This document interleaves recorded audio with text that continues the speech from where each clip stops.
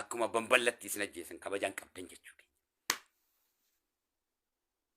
Ummata baqattummaa achitti isin mootummaadhaa bariyyuu inni jechuun mootummaa bari.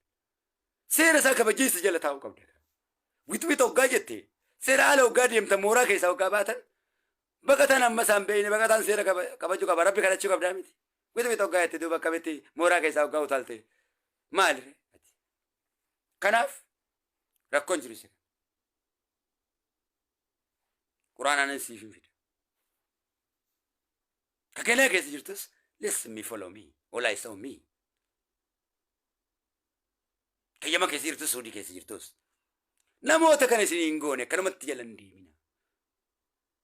Hoggaa gosaan si diigu maal na godhuuf na diide hoggaa kutaadhaan si diigu maal na godhuuf na diide jechuu barii kaaf irraa saba. Na fayyaduuf immoo na balleessuufi barii kaaf. Hai. Takkaa gosa si balleessuudhaaf si adda si diiga namaan. Carraa kee balleessuuf. Nama wal si nyaachisee kophaa si baasuuf si xureessuuf si diiga. Ati bu'aan na diiduuf maaliif kophatti na jaartaa jiin akkanumatti jaaramtaati loon Oromoo jaamuun jiru barba. Nama Oromoo jaamuun jira malee.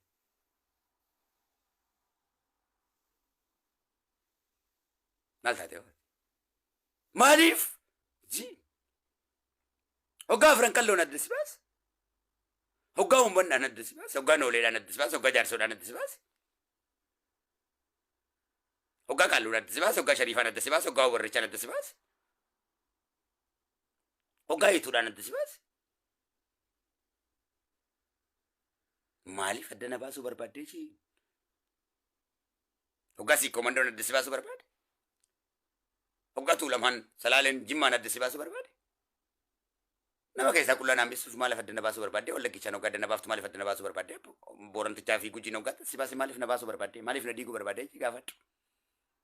Gurmeessaa Ismaa'il tokkicha ubbannichaa Norweerraa Fukullee Adatiyyaa Gurmeessaa Ismaa'il Boonaa Anniicha